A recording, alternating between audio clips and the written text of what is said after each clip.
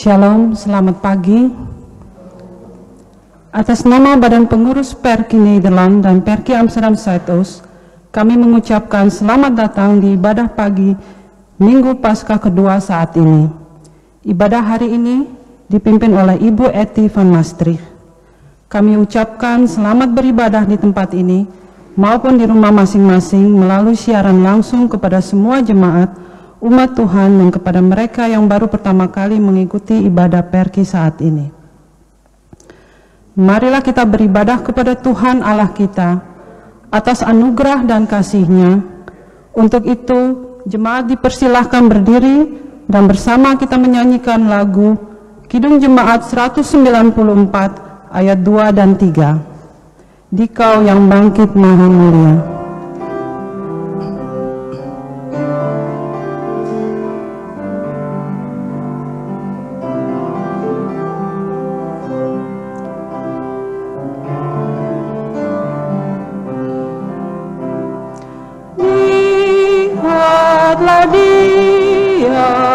Yesus Tuhanmu,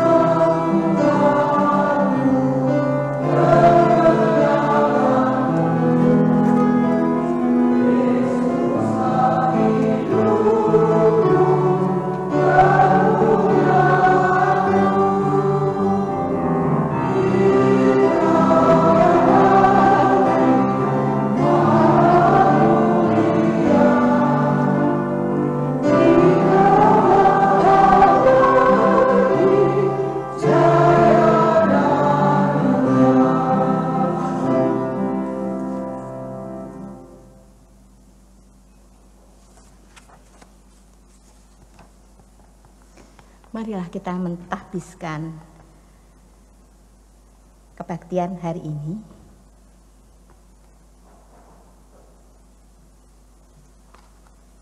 Yang sedemikian bunyinya. Jadilah ibadah kita pada hari ini dalam nama Allah Tritunggal yang kekal, Bapa dan Anak dan Roh Kudus.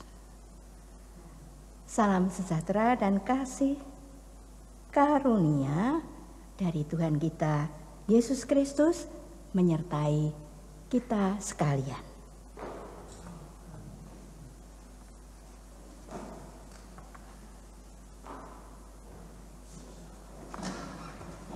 Silakan duduk.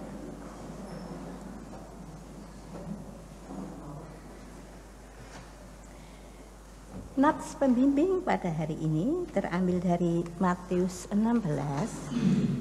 Dari Matius 16 ayat yang ke-24.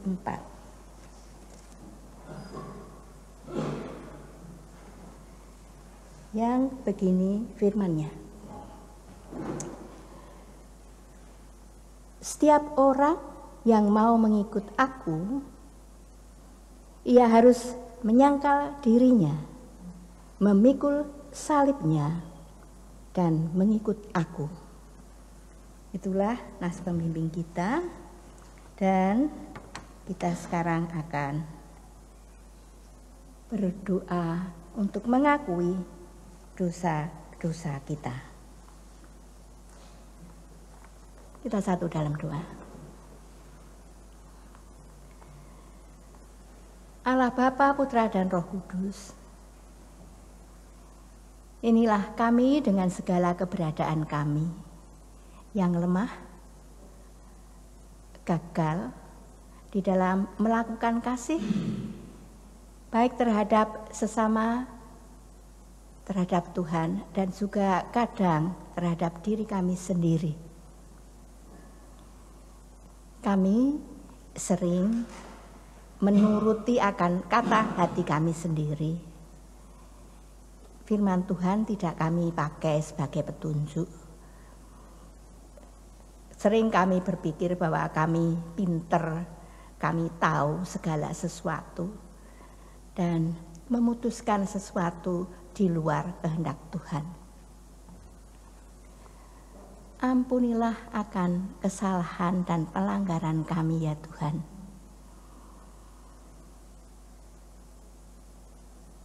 Kami juga kurang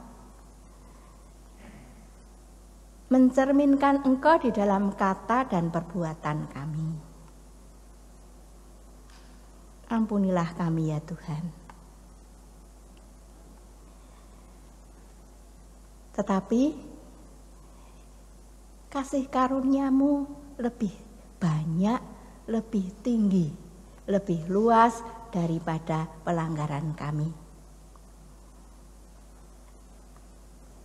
Sehingga kami tiap kali dimampukan kembali untuk coba melakukan kehendak-Mu. Tuhan, hari ini bersama-sama kami mohon pengampunan dan kekuatan untuk melangkah di minggu kami yang baru.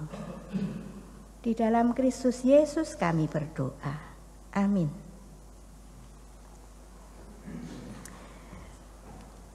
Kepada setiap orang yang sudah mengakui dosa-dosa dan pelanggarannya, diberikan petunjuk hidup baru. Terambil dari Galati 5 ayat 13 sampai dengan yang ke-15. Galati 5.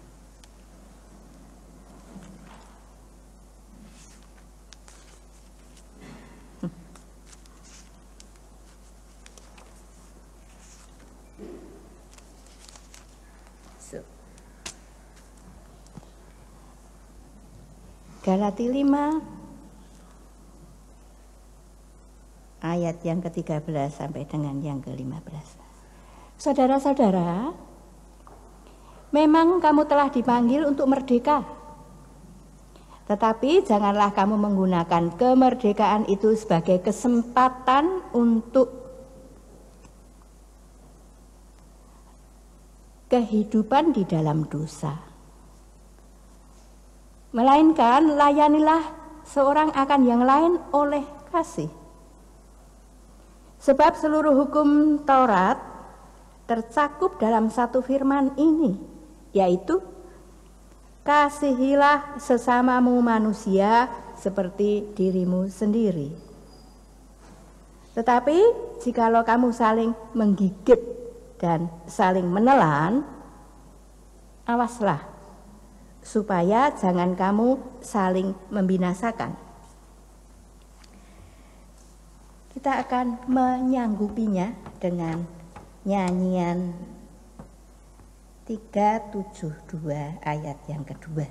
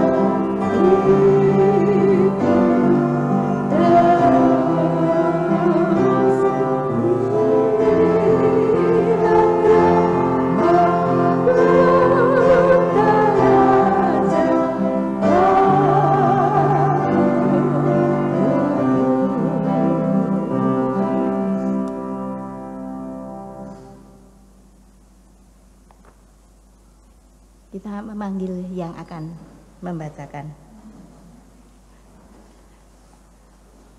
Oh, ada kinder Nevenstein enggak ya? Ya, monggo dipersilahkan.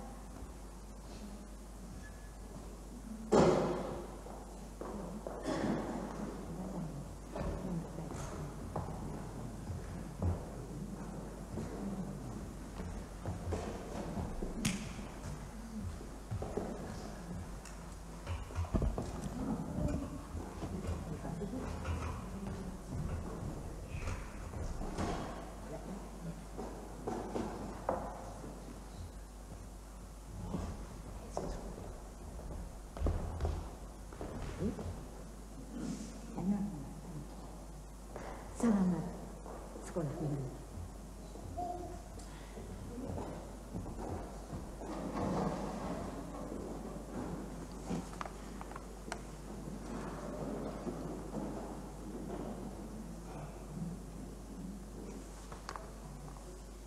Oh, pertama-tama kesaksian dari Bu Nani. Dipersilahkan.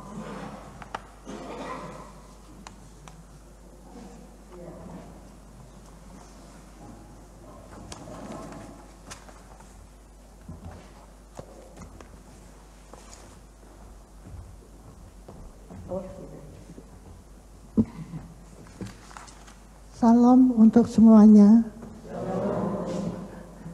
Sebetulnya saya dengan sangat tegang ya mengucapkan ini semuanya, karena itulah kesaksian saya yang ingin saya katakan pada pagi ini. Saya memang sebelumnya pernah jatuh kira-kira 5 tahun yang lalu, dan muka saya juga biru. Kalau mungkin di antara ibu ada yang melihat saya waktu itu, ya. Tapi itu semuanya saya anggap adalah pengalaman, ya, bukan keajaiban. Walaupun saya jatuh dari di tangga dari terap yang 20 anak tangga, tapi saya pingsan dan tidak menyadarkan diri. Dan tahu-tahu sudah di AMC. Saya dioperasi 4,5 jam, hanya ini saja. Padahal begitu terjun, ya. Tapi menurut saya itu adalah keajaiban dan kejadian yang biasa. Namun yang belakangan ini saya anggap luar biasa. Karena saya pada waktu itu, ya, mula-mulanya kami punya seorang pelatih grup keroncong, ya, yang mengundang ke rumahnya untuk mengenang almarhum suaminya yang 1 tahun telah dipanggil Tuhan.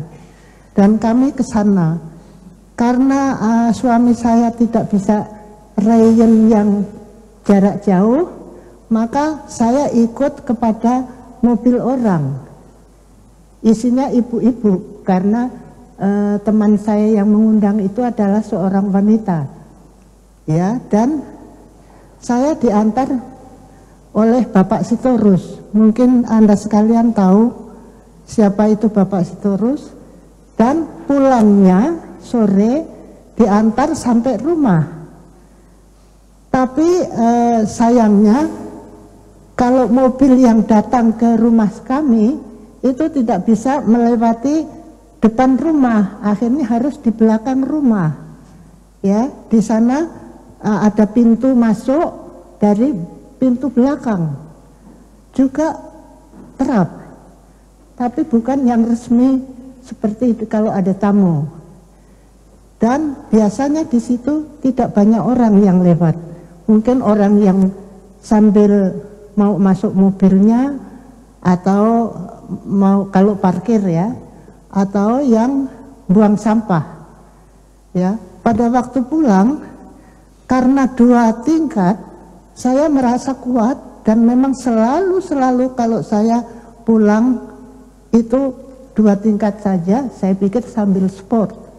Saya jalan, suami saya naik lift. ya, dan saya merasa seperti biasa, sehat dan mampu jalan 2 tingkat. Tiba-tiba saya tidak tahu bagaimana suami saya dipanggil oleh tetangga yang di tingkat 4 tinggalnya. Kami tinggal di tingkat 2. Tentu saja dia juga ikut gemetar apa yang terjadi. Saya dikatakan sudah jatuh di trap ya, dari tingkat 2 dan pingsan. Begitu. Ya tentu saja itu selanjutnya dia yang tahu bagaimana itu ya. Saya sudah tidak tahu lagi. Tetapi yang sangat membuat saya tergugah ya, dan apa ya, susah untuk menyatakan apa itu yang terjadi ya. Pada waktu itu, hari itu juga di AMC waktu operasi, anak saya membisikkan saya antara dengar dan tidak ya, "Mam, ini ditunggu operasi yang kedua karena operasi yang pertama adalah herb. Saya patah remuk dengan 3 pen ya, di sini besar sebesar jari katanya ya, dan 9 ribbon di sini. Tapi ini pennya kecil-kecil sehingga tidak begitu mengganggu. Namun ternyata sesudah dilaksanakan operasi, ini yang membuat saya menderita luar biasa. Bukan ini. Ini sudah selesai, saya sudah tidak khawatir lagi. Tapi ini yang membuat saya sangat menderita. Karena apa? Selama 5 minggu saya tidak boleh bergerak, tidak boleh miring ke sana maupun ke sini. Jadi saya harus begini tidurnya. 5 minggu. Coba bayangkan, saya tidak boleh, apalagi nggak ada tenaganya begini, digerakkan oleh suster saja saya sudah kewalahan, sudah nahan sakitnya, ya. Terus semua kegiatan hidup dilakukan di atas tempat tidur, jadi oleh mereka, ya. Saya sudah tidak tahu lagi. Karena itu ya, saya tidak memberitahukan, mungkin saya juga tidak tahu ya, tapi anak-anak saya bilang nggak usah bilang ke Perki. Karena apa? Karena mama ketika saya sudah sadar ya, sudah itu tahu, mama nggak bisa apa-apa. Jadi nanti saja kalau sudah agak lega. Ya. Tetapi ini perjalanan ini tidak sebentar. 5 minggu saya tidak boleh bergerak, 5 minggu saya harus di tempat tidur saja, semua kegiatan di tempat tidur. Ya, kenapa saya melarang memberitahukan kepada teman-teman dan Perki? Karena sakitnya luar biasa sakitnya. Kalau nanti teman-teman datang dengan mau menyatakan keprihatinan dan sebagainya, padahal saya tidak bisa apa-apa. Rasanya hanya sakit, luar biasa sakit. Terutama sakit itu datang kalau painkiller itu sudah berkurang atau telat ngasihnya. Ya, saya itu menangis.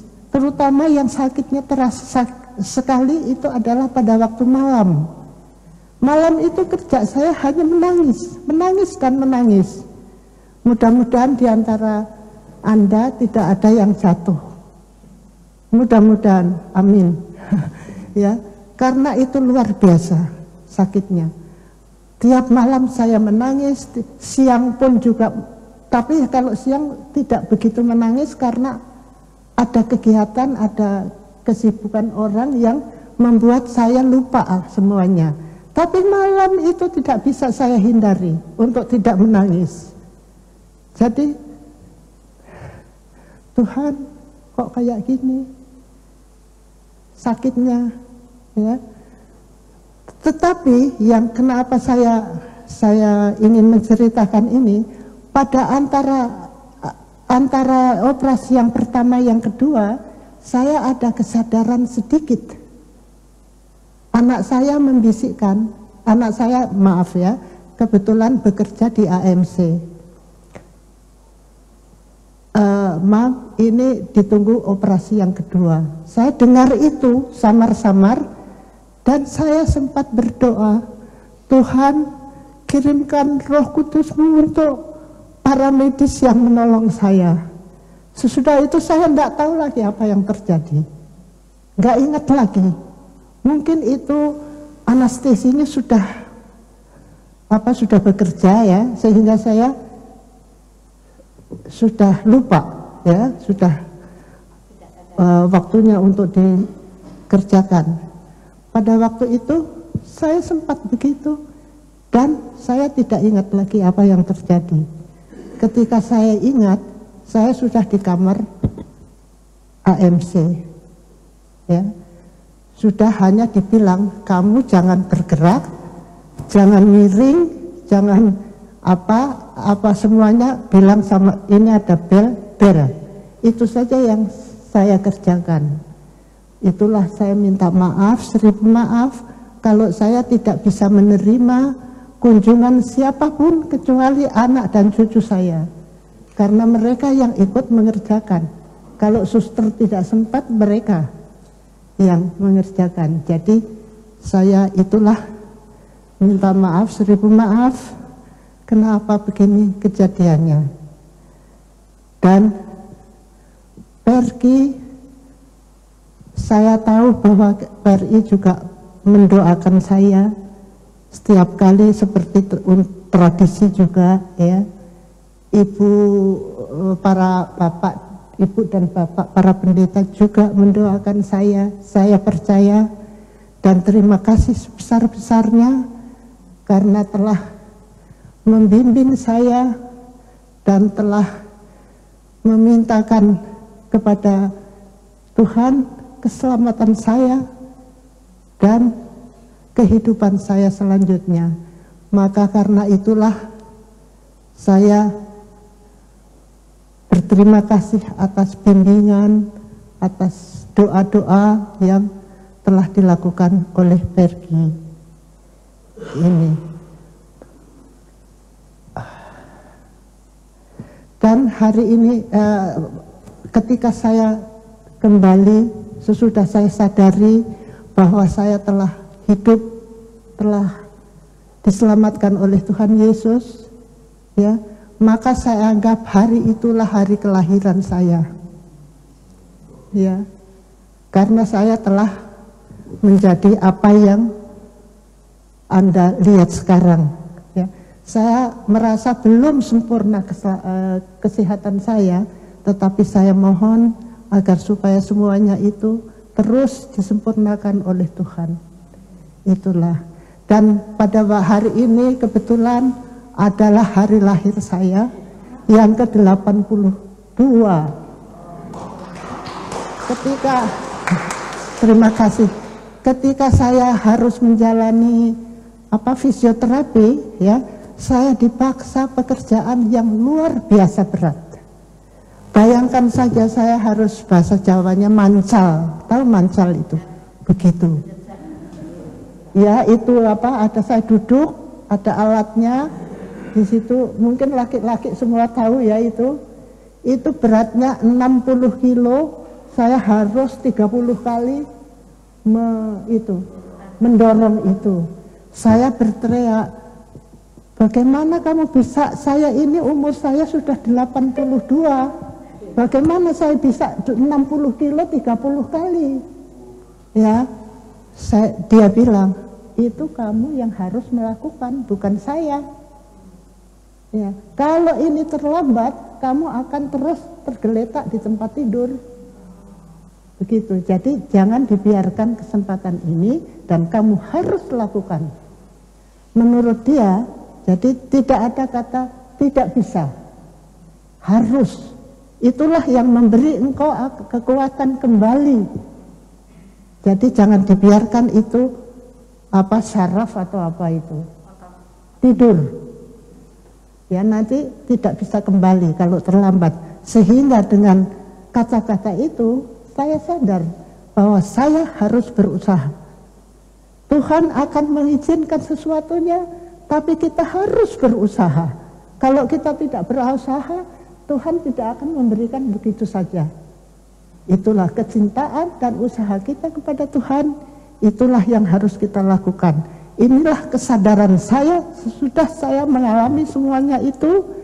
Dan betul-betul walaupun saya selama ini juga tetap percaya kepada Yesus, ada semua. Tetapi itu hanya insting dan kewajiban. Tapi sekarang saya betul-betul merasa bahwa itu adalah kenyataan. Nah, jadi itulah maka saya merasa berterima kasih kepada Perky, kepada Tuhan Yesus yang telah menyelamatkan saya kembali. Dan saya lahir pada hari ini juga, dan saya di depan Anda semuanya. Terima kasih. Dan oh iya, harusnya hari lahir saya harus membawa tar. Tapi fisik saya tidak mungkin. Ya, fisik saya tidak mungkin sehingga saya tidak bisa membawa apapun. Ya. Karena itu saya di sini ada sedikit pemberian yang saya serahkan kepada Perky karena kecintaan saya kepada Perky yang luar biasa. Amin.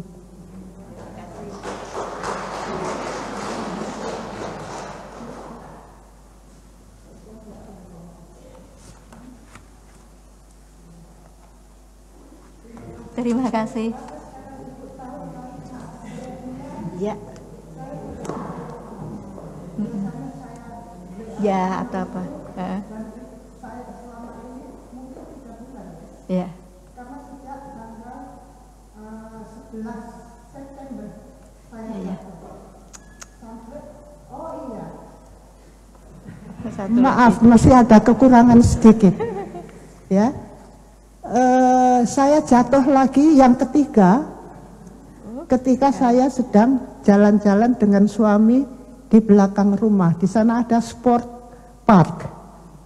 Ya, biasanya saya keliling 1 jam sesudah jatuh ini, 1 jam, dan hari itu tanggal 12 Februari saya di atas drempel itu mau turun, drempelnya itu tidak tinggi, hanya sekian. Ya, saya menginjak, ternyata yang saya injak ini adalah batu bulat ya, yang membuat ini menggelinding, sehingga kaki saya, badan saya ini dibawa oleh batu itu, ya, dan saya jatuh tertelungkup. Muka saya ke bawah, di sana batu-batu. Saya sudah tidak bisa apa-apa lagi, dibantu berdiri, tetapi darah-darah mengucur dari muka saya, terutama dari hidung. Kalau Anda perhatikan, hidung saya sudah peot, enggak karu-karuan, ya. Ini juga dijahit, ini dijahit di dalam, sampai sekarang di dalamnya yang retak ini masih merasa sakit, sehingga saya kalau pakai kacamata itu sakit pakai kacamata ini. Ini bekas-bekas saja yang jauh lebih indah ya daripada kalau dia lihat pada waktu saya jatuh. Dia melihat pada muka saya yang besar, yang biru, yang berdarah-darah. Ya, jadi itulah kesaksian juga yang bagaimana saya bisa diselamatkan oleh Tuhan Yesus. Dan setelah jatuh ini, ya, yang terakhir ini diperiksa, saya dibawa ke rumah sakit di Onze Liefdevrouw, diperiksa semuanya, badan dan ini baik, oke. Yang dulu jatuh, ya, oke. Yang ini juga oke, tapi sesudah dioperasi, dijahit, kamu boleh pulang. Ini juga puji Tuhan. Ya. Ya, inilah.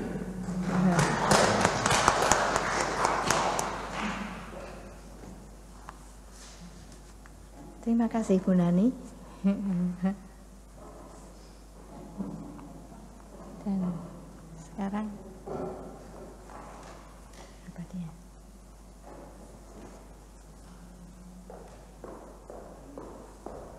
Sana kita. Oke. Berdoa dulu. Kita satu dalam doa. Bapa Surgawi, kami bersedia untuk mendengarkan firman-Mu. Firman kehidupan yang menghidupi kami. Firman yang memberikan kekuatan. Firman yang memperbaharui. Firman yang menegur. Dan firman yang menuntun. Bersabdalah Tuhan, inilah kami dengan telinga-telinga kami. Amin.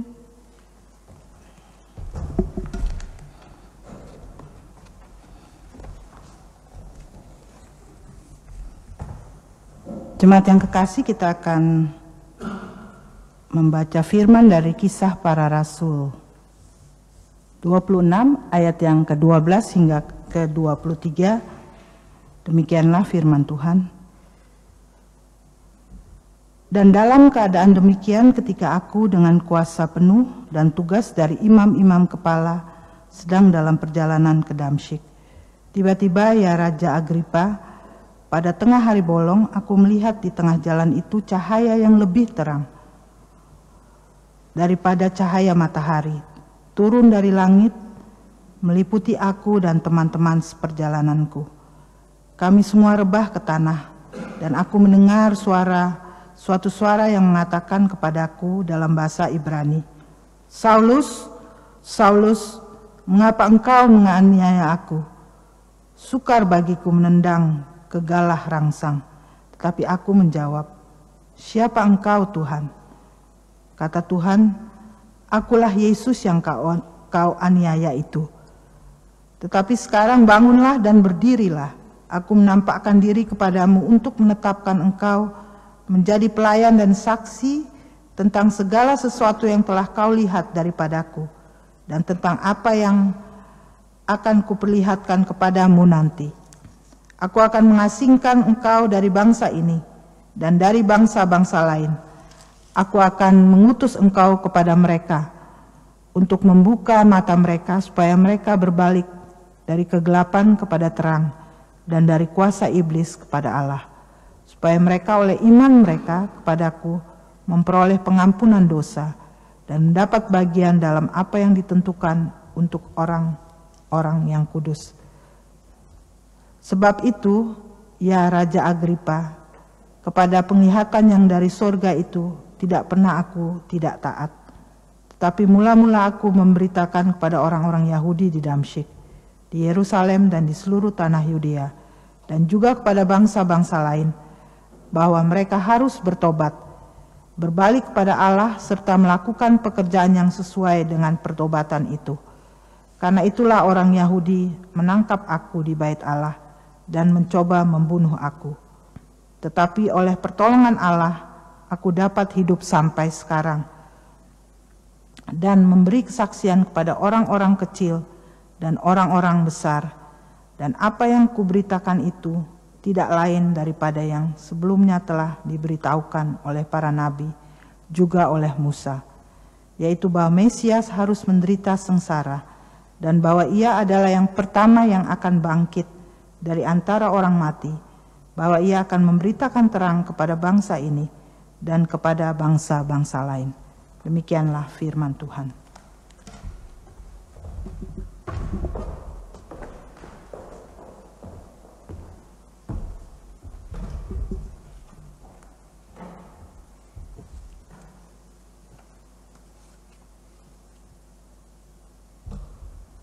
Haleluya. kita lakukan.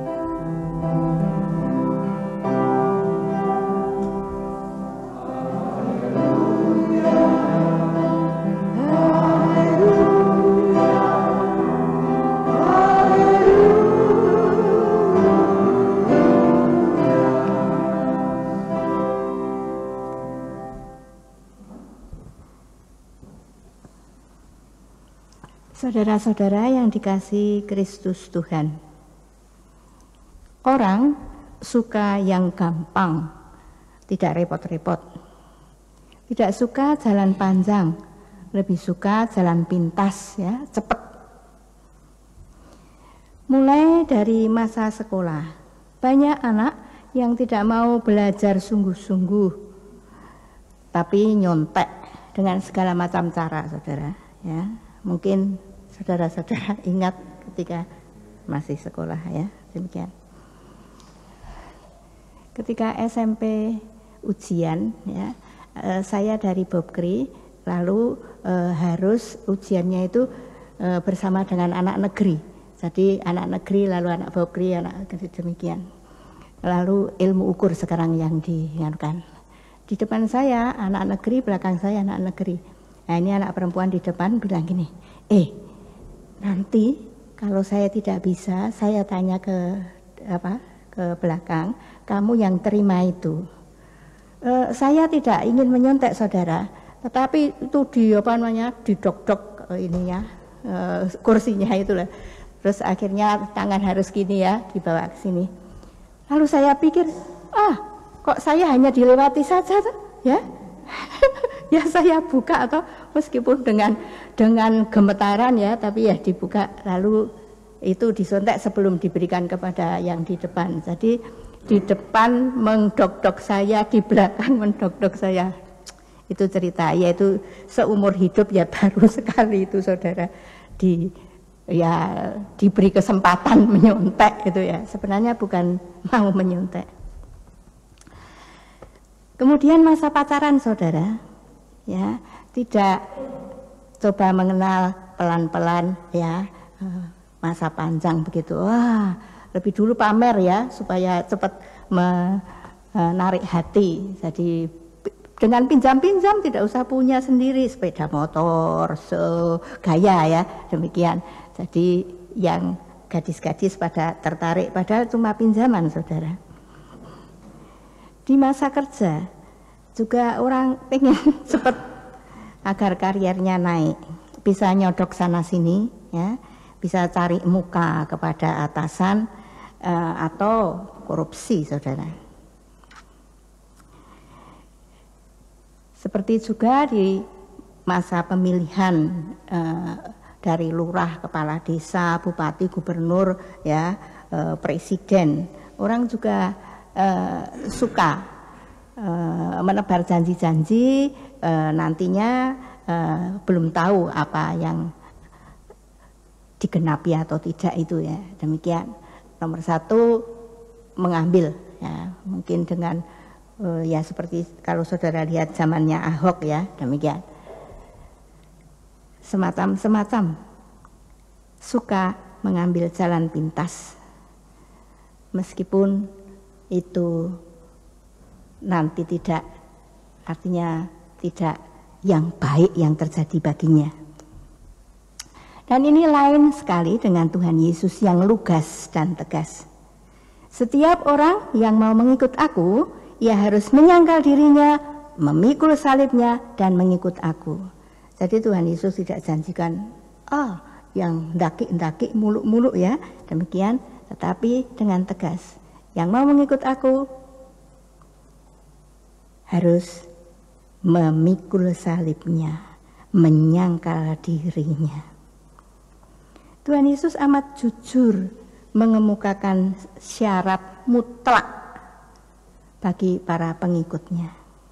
Ia tidak menawarkan jalan pintas yang gampang.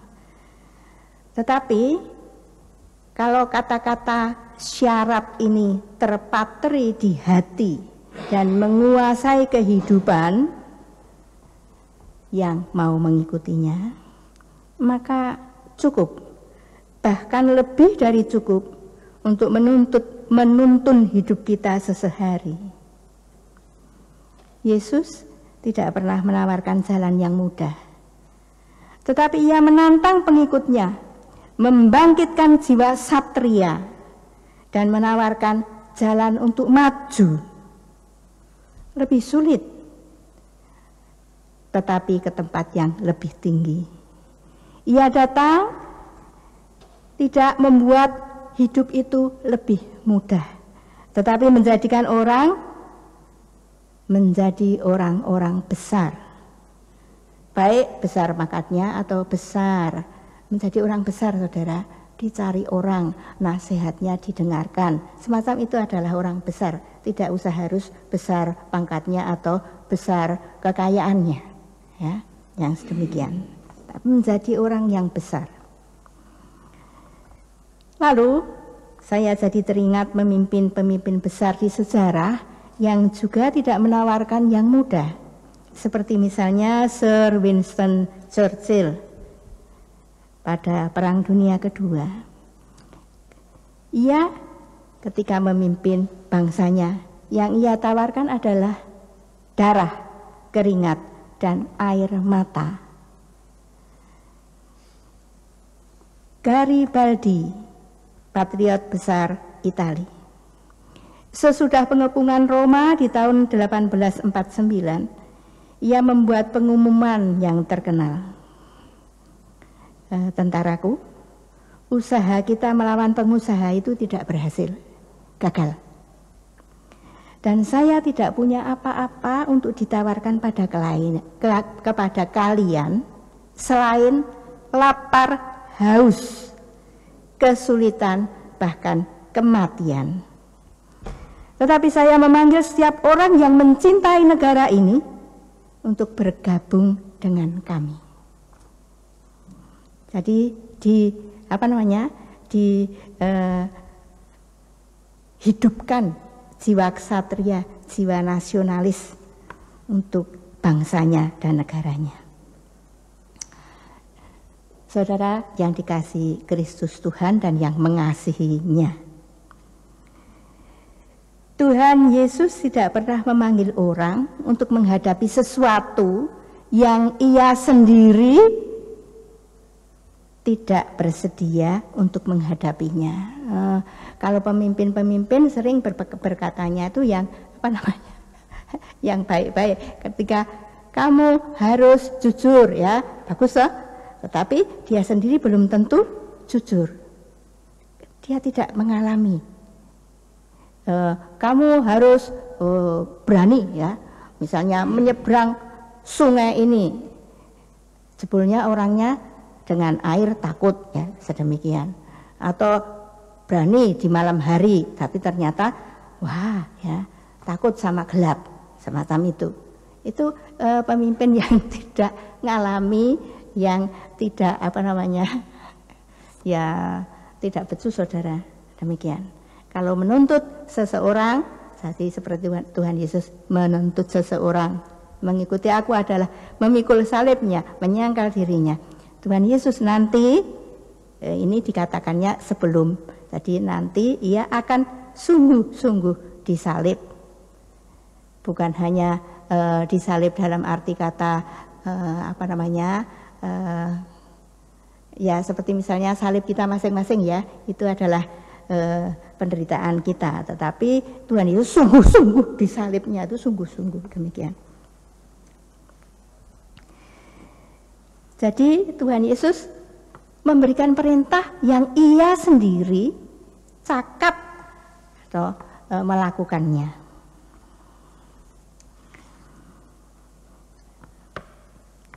Jadi ia menuntut, bukan sekedar menuntut, tetapi melakukannya. Dan itu akan dihargai, diterima, dan dipercaya lebih daripada yang menuntut tetapi tidak melakukannya.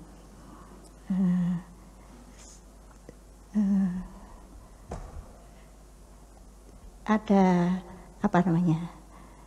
pepatah, ya, jargoni, ya, wani itu ujar, harus wani ngelakoni. Jadi kalau kita mau berbicara juga harus berani untuk melakukannya. Itu bahasa Jawa jargoni, saudara. Demikian.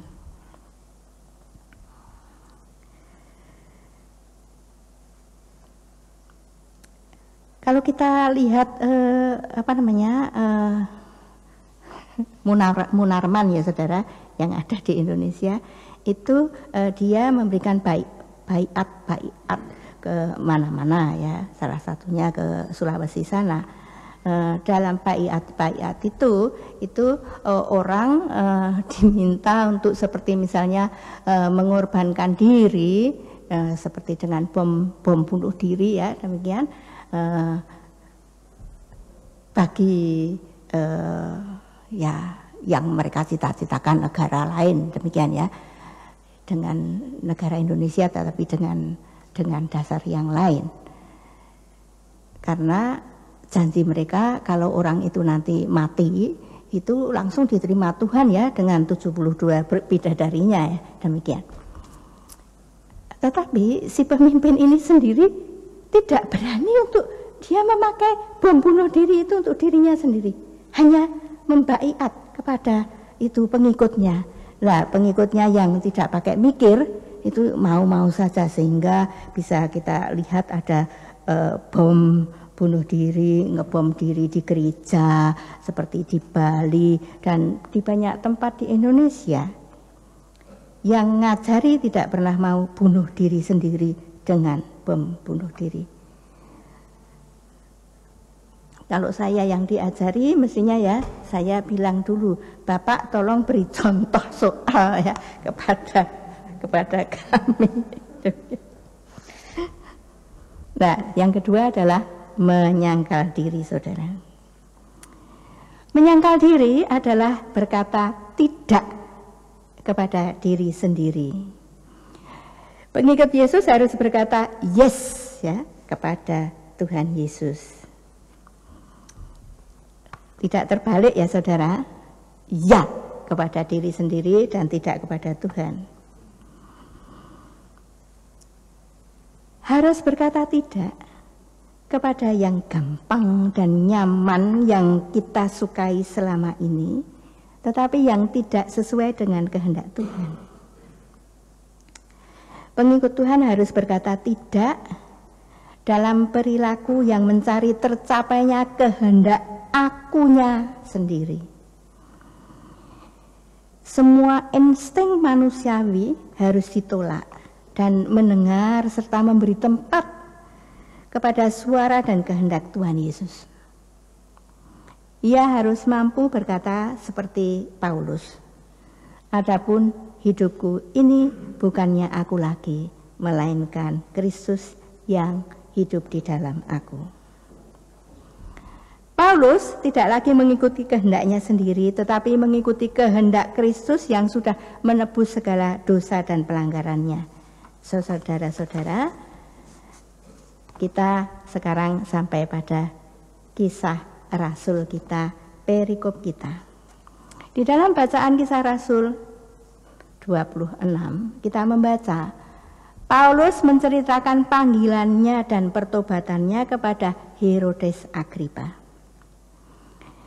Seperti kita ketahui, Paulus yang pada awalnya memusuhi orang Kristen, pikirnya membela Allah itu saudara, menangkap mereka, memasukkannya dalam penjara, bahkan akan membunuh mereka. Di dalam perjalanannya ke Damsyik, dia ditemui oleh Tuhan Yesus. Paulus dikelilingi oleh terang cahaya dari langit sampai ia rebah ke tanah, dan ada percakapan dengan Tuhan Yesus bahwa ternyata menganiaya orang Kristen itu sama saja dengan menganiaya Tuhan Yesus. Dan si penganiaya besar ini yang coba menangkap orang Kristen justru ditangkap sendiri oleh Tuhan Yesus.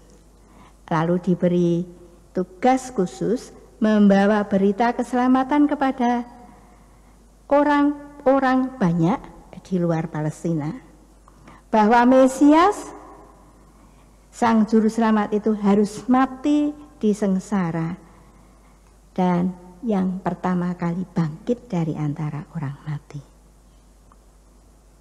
Saudara-saudara, dari penganiaya diubah Tuhan menjadi pemberita Injil yang tangguh.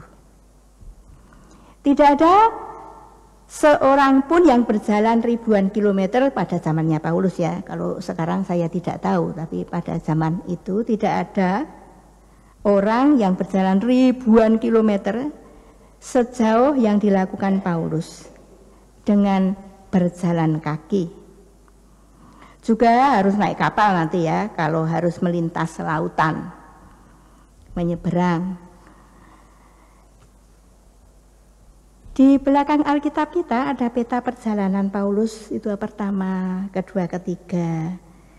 Dan Anda bisa membayangkan jalan-jalan pada zaman itu. Baru pada zaman masa kecil saya, di desa saya, jalan yang diaspal dan yang mendapat listrik itu ya 1 kilometer ke sana, ke kiri, ke kanan, ya ke barat, ke timur, sedemikian itu 1 kilometer. Sesudah itu jalannya adalah batu-batu atau tanah. Kalau hujan itu jeblok, saudara, demikian. Jadi saudara tidak usah pakai sandal saja, sudah ada sandalnya yang ikut jebloknya itu tadi, demikian. Saya juga tidak tahu kalau zaman dulu itu sudah ada aspal, saya tidak tahu ya, demikian. Saya pikir masih batu-batu ya. Belum ditemukan aspal, tapi kurang tahu ya. Hanya saya mau memperlihatkan kepada saudara sekian sulitnya Paulus itu mengabarkan Injil, menjadi saksi Tuhan Yesus itu. Lalu Paulus itu tidak punya jemaat yang dia tetap tinggal di situ. Jadi perjalanannya itu dari satu tempat ke tempat yang lain, dari tempat ke tempat yang lain, sedemikian.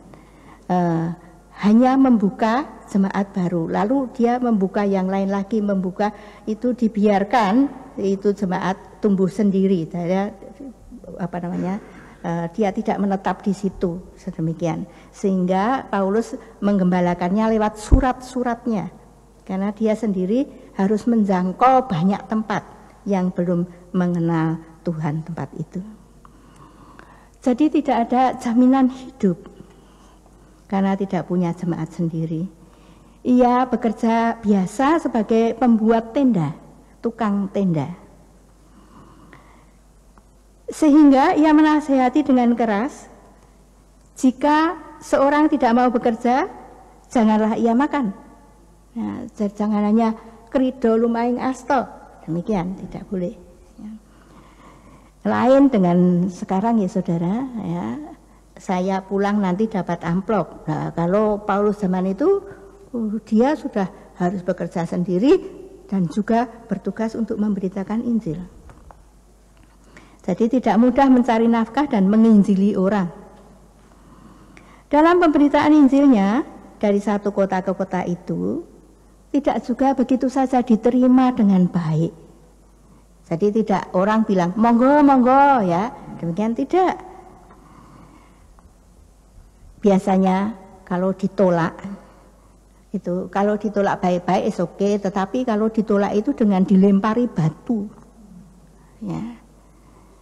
Kalau saudara melihat kisah Rasul itu adalah bagian dari perjalanan Paulus dengan susah payahnya. Jadi Anda boleh membacanya ya, kisah Rasul. Bahkan dia juga pernah dipenjara karena Injil Kristus. Ia dipasung. Tetapi ia dan Silas menyanyikan kidung pujian dan Tuhan menolong dengan adanya gempa bumi yang merontokkan belenggu-belenggunya, bahkan membuat kepala penjara dan keluarganya bertobat menerima Tuhan Yesus sebagai juru selamat mereka. Ini terjadi di Filipi, saudara. Karena Paulus berkata ya kepada Tuhan, ia menuruti panggilannya untuk memberitakan Injil keluar dari Yerusalem ke negeri bangsa-bangsa asing. Ia harus menderita, bahkan akan dibunuh, dan tidak mendapatkan keadilan di mahkamah Yahudi.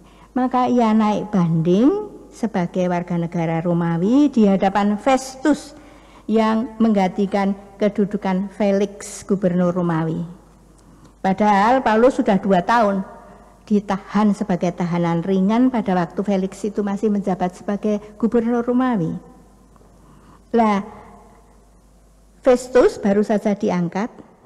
Agripa datang dengan Bernike istrinya sebagai tamu kunjungan kehormatan. Jadi tamu untuk bilang selamat untuk bekerja. Itu dari bacaan kita mengapa dia itu sekarang ada di depan Agripa. Ya.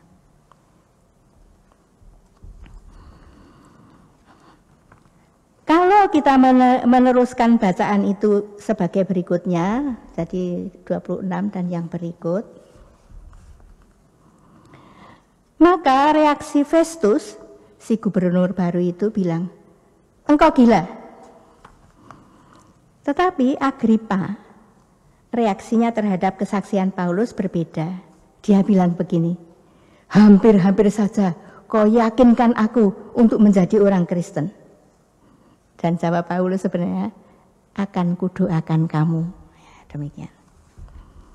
Itu dari kitab Kisah Rasul.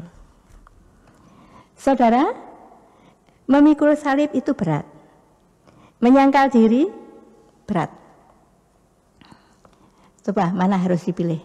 Sebentar, saudara.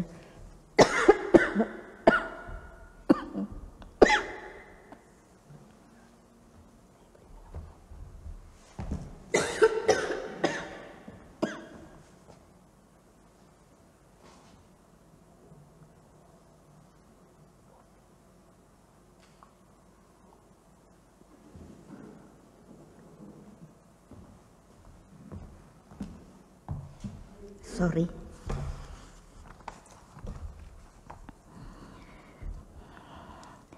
Berat, tetapi sesudah melewatinya menjadi orang besar, tahan bantingan, dicari orang dan disayang Tuhan. Atau mengambil jalan pintas yang akhirnya terjerumus, jatuh, kalah, dan dipermalukan. Biasanya saudara yang didapat dengan mudah, Anda sendiri kurang menghargainya, bukan? Tapi barang yang sulit mendapatkannya akan amat dihargai.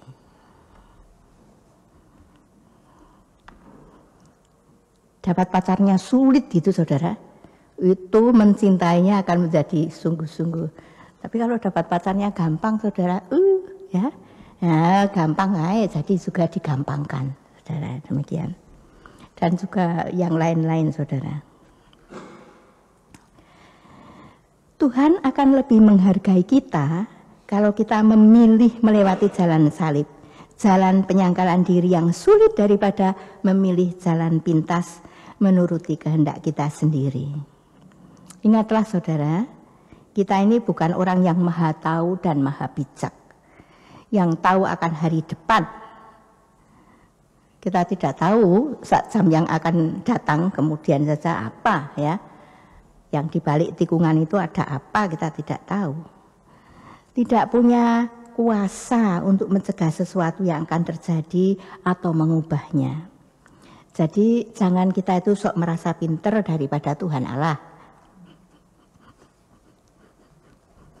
Karena kadang kita merasa lebih pinter saudara daripada Tuhan Allah. Ya toh? Jadi mengapa kita tidak menundukkan diri, mengikuti kehendaknya yang bijaksana dan untuk kebaikan kita. Karena yang terjadi bagi anak-anak Tuhan, diperbolehkan oleh Tuhan terjadi, itu dipakai untuk keselamatan dan kebaikan kita. Sakit penyakit, kegagalan, kesusahan, sengsara, yang diperkenankan terjadi bagi diri kita dapat Tuhan ubahkan untuk kebaikan.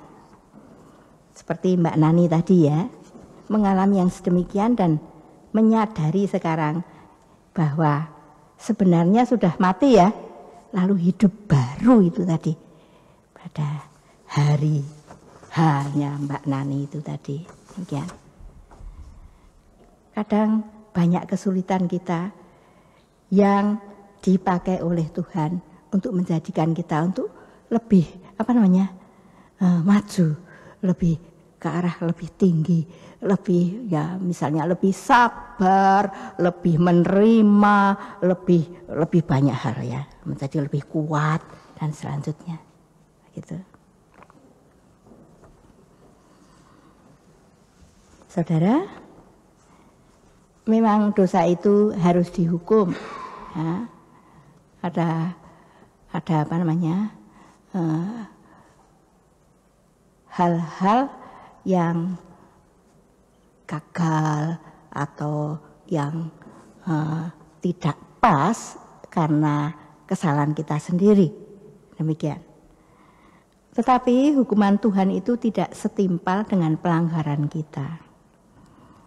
Dosa itu punya akibat yang tidak enak.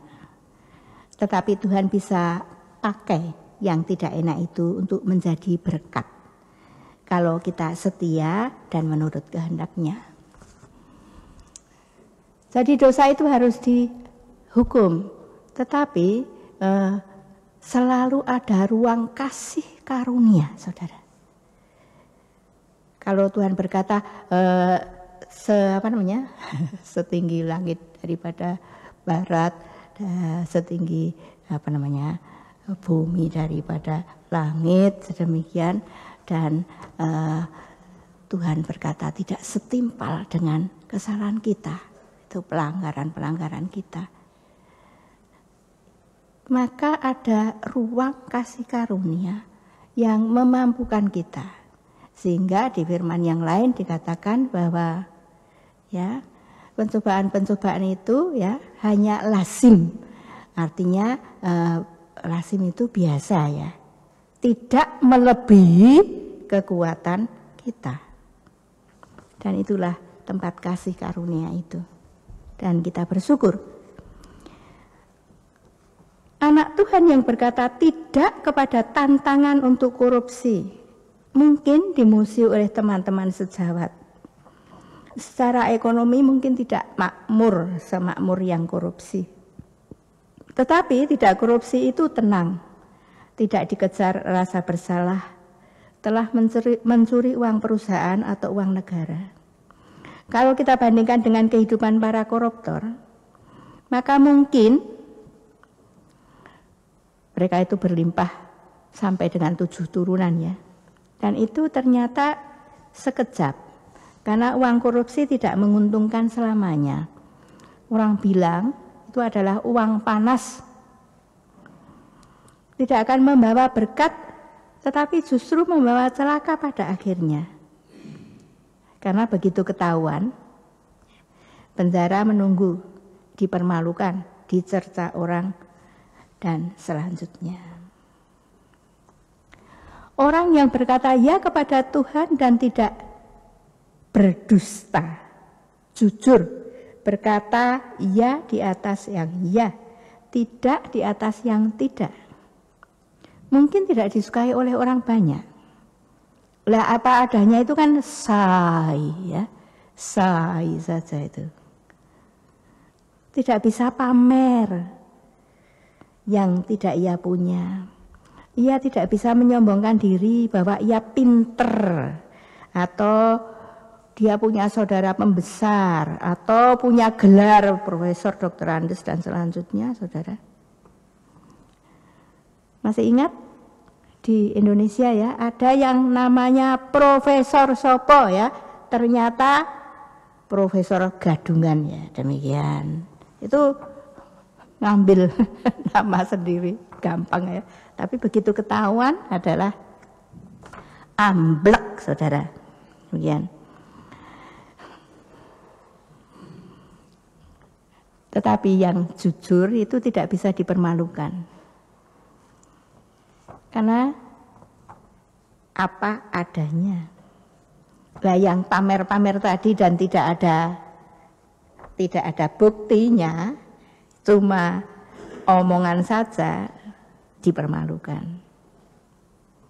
Dusta itu adalah perbuatan si ular tua di Taman Eden. Dan pendusta adalah anak-anak iblis.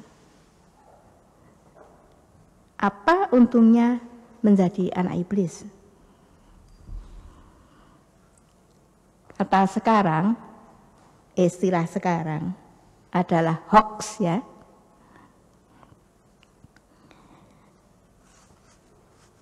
Kata-kata Tuhan Allah dulu itu sampai sekarang itu adalah berkuasa. Semestinya, seyogianya kata-kata dari anak Tuhan juga punya kuasa.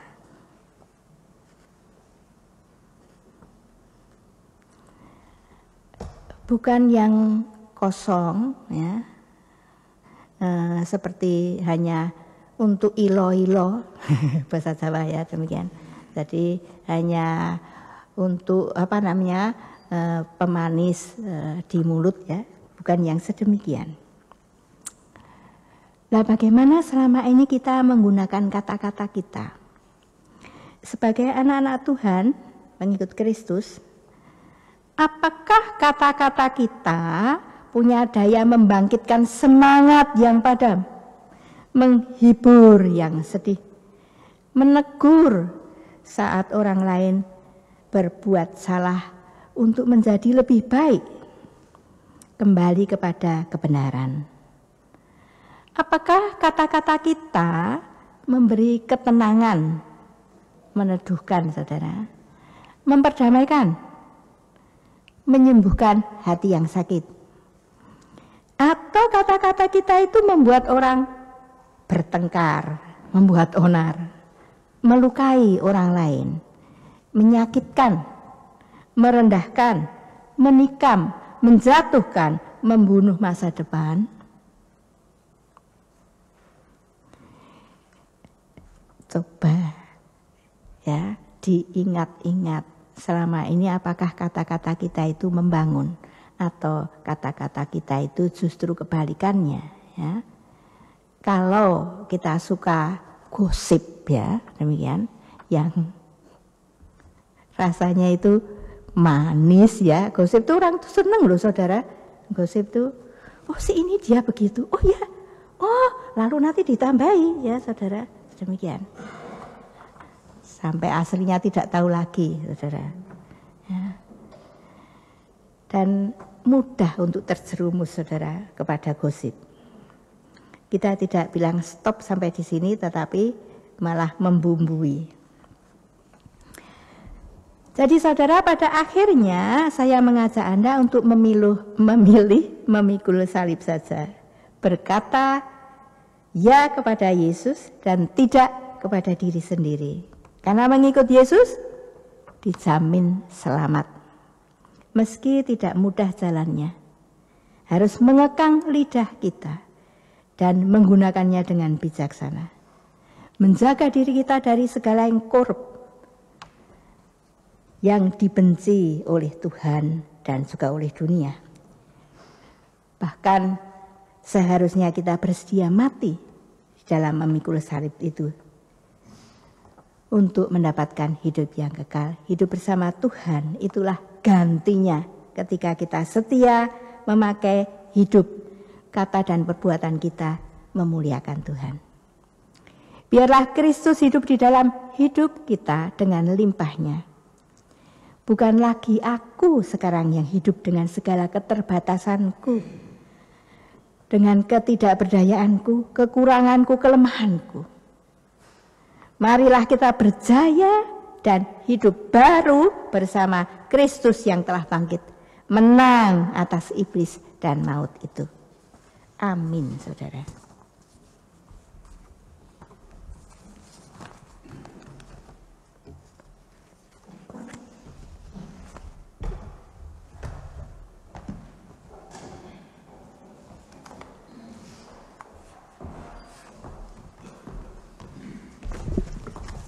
Saudara-saudara yang kekasih, saya undang untuk bangkit berdiri. Bersama semua orang percaya di segala waktu dan tempat, kita mengaku iman menurut pengakuan iman rasuli. Dengan hati dan mulut, masing-masing orang berkata, aku percaya kepada Allah, Bapa yang Maha Kuasa, Khalik langit dan bumi, dan kepada Yesus Kristus,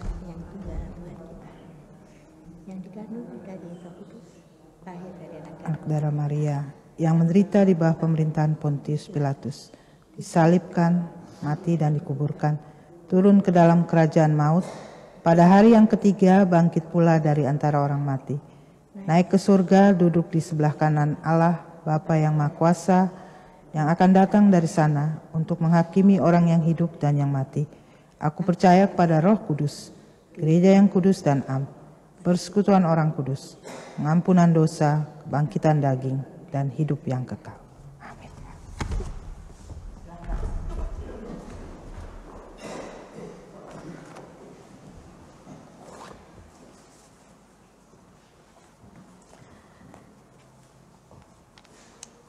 Kita akan menaikkan doa syafaat kita. Kita berdoa.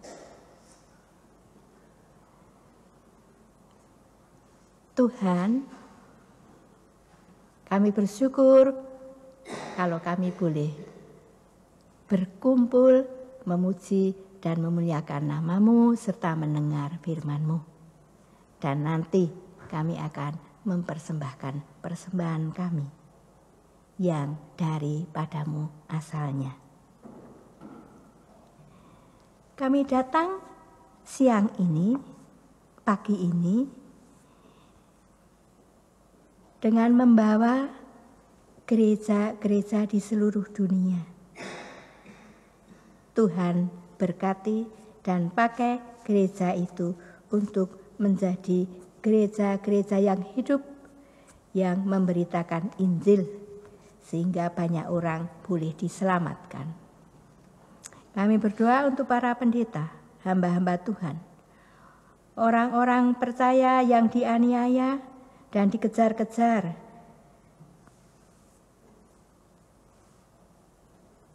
yang menderita karena Kristen, pengikut Kristus, karena menjadi hamba-hamba dan anak-anak Tuhan. Biarlah mereka Engkau kuatkan untuk tabah, tetap berpegang teguh akan iman mereka. Kami berdoa untuk negeri Belanda dan Indonesia. Berilah kepada mereka para pemimpin negara, baik di Indonesia maupun di Belanda, selalu mencari di dalam rencana dan di dalam pelaksanaannya kepentingan rakyat kecil. Kami berdoa untuk negara-negara yang berperang,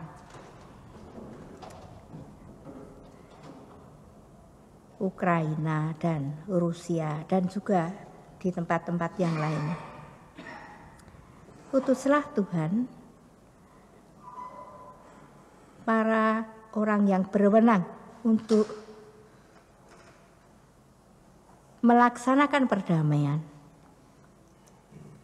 Mereka boleh sungguh-sungguh mencari perdamaian bagi negara-negara yang sedang berperang. Juga para pengungsi Ukraina yang datang ke segala tempat, termasuk ke Belanda. Tuhan, besertalah dengan mereka dan lindungi mereka, agar mereka di dalam pengungsian boleh diterima dan boleh mencoba untuk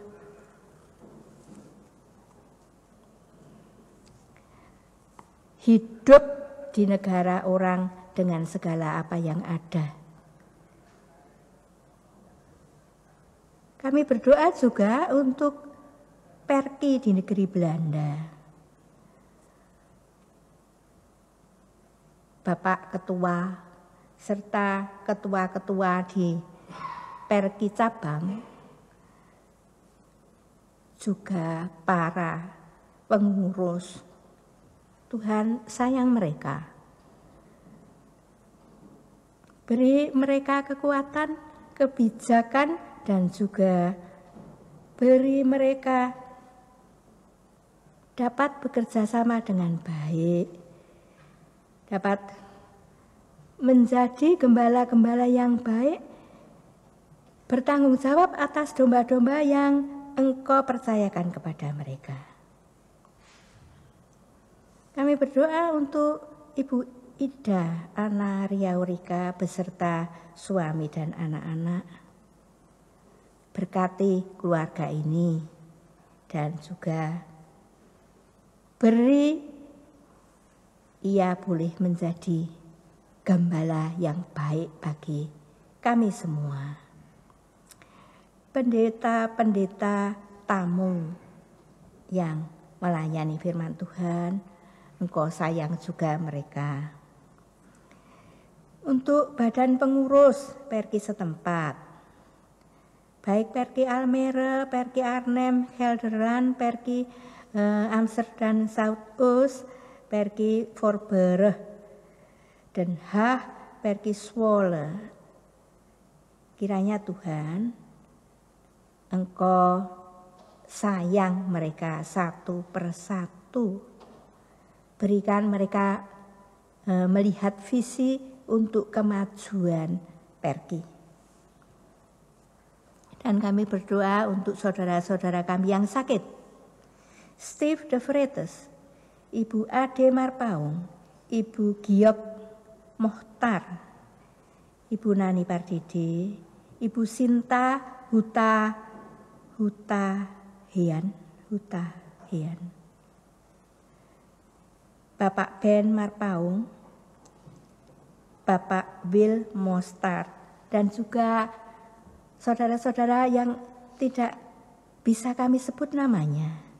Tuhan sayang mereka satu persatu, tilik mereka dan ulurkanlah tangan pengasihan-Mu yang penuh kuasa. Jamahlah mereka dan sembuhkanlah mereka. Kami berdoa juga untuk yang berulang tahun. Bapak Lawrence Rampen, Ibu Titi Sartono, dan juga yang lain yang tidak bisa kami sebut namanya.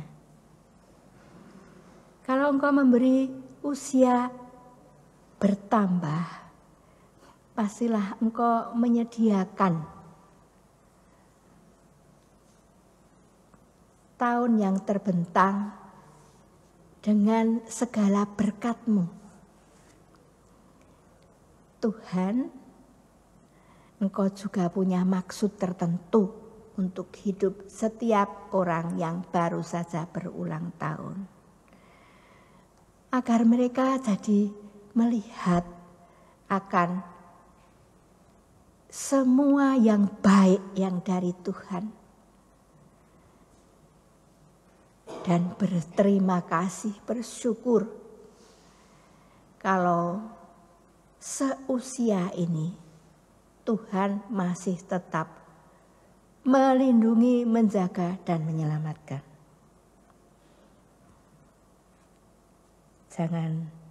Saya lupa Ibu Nani Pardede juga yang berulang tahun. Sayang dia Tuhan. Dan Tuhan, kami menatang doa ini kepadamu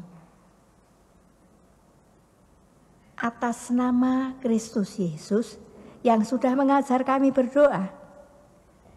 Bapa kami yang ada di surga, dikuduskanlah namamu, datanglah kerajaanmu, jadilah kehendak-Mu di bumi seperti di surga. Berikanlah kepada kami pada hari ini makanan kami yang secukupnya, dan ampunilah kami akan kesalahan kami, seperti kami juga mengampuni orang yang bersalah kepada kami. Dan jangan bawa kami ke dalam pencobaan, tapi lepaskanlah kami dari yang jahat. Sebab Engkau yang punya kerajaan dan kuasa dan kemuliaan sampai selama-lamanya. Amin.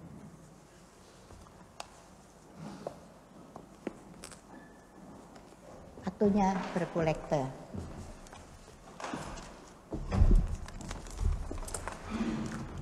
Saudara-saudara yang kekasih, marilah kita mempersiapkan persembahan kita untuk Tuhan, sambil sebelumnya kita mendengarkan firman Tuhan yang terambil dari Yakobus 1 ayatnya yang ke-17a. Setiap pemberian yang naik dan setiap anugerah yang sempurna datangnya dari atas, diturunkan dari Bapa segala terang. Sambil kita mempersiapkan persembahan kita menyanyi bersama dari Kidung Jemaat 302 ayatnya yang pertama dan yang kedua.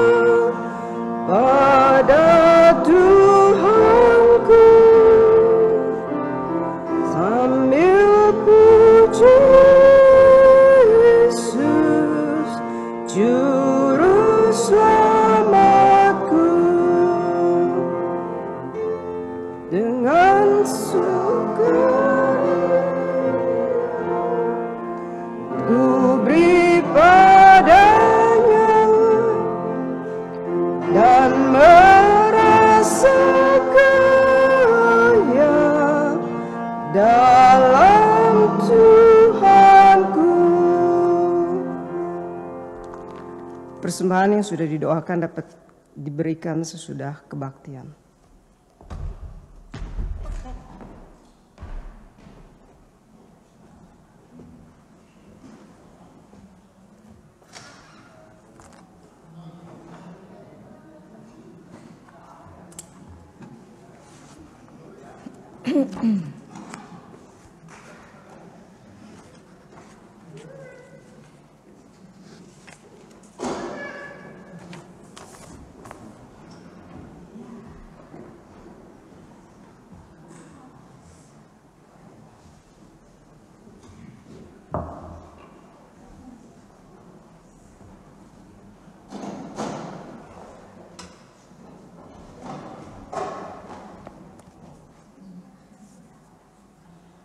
Marilah kita bangkit berdiri dengan menyanyikan Tidak Mudah Jalanku.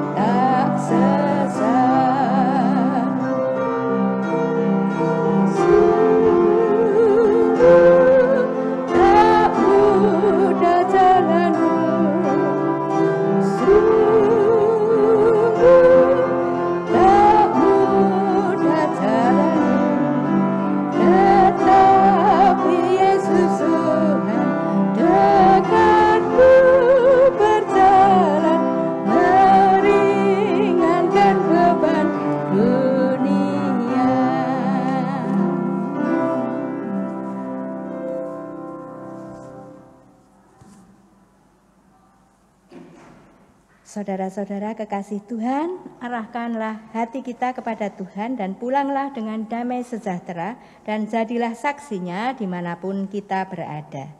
Kini terimalah berkat Tuhan. Tuhan memberkati kita dan melindungi kita. Tuhan menyinari kita dengan wajah-Nya dan memberi kita kasih karunia.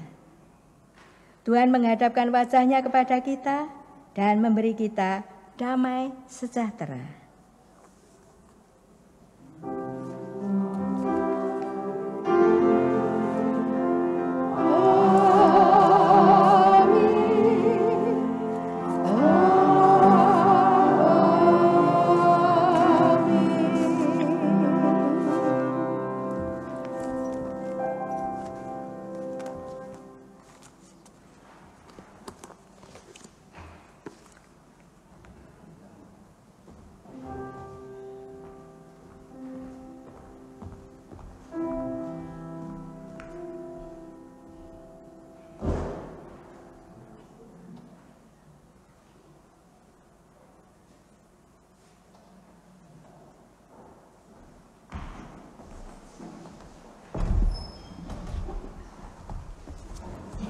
Shalom.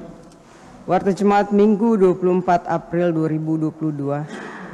Atas nama Badan Pengurus Perki Amsterdam Zuidoost, kami mengucapkan terima kasih kepada Ibu Eti van Maastricht yang telah memimpin ibadah dan kepada Bapak Mardi yang telah mengiringi musik dalam ibadah pagi hari ini. Tuhan Yesus memberkati.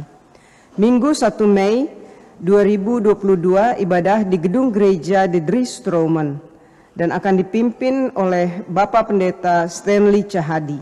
Ibadah akan dimulai pada jam 9.30 pagi. Sekian warta jemaat, Tuhan Yesus memberkati.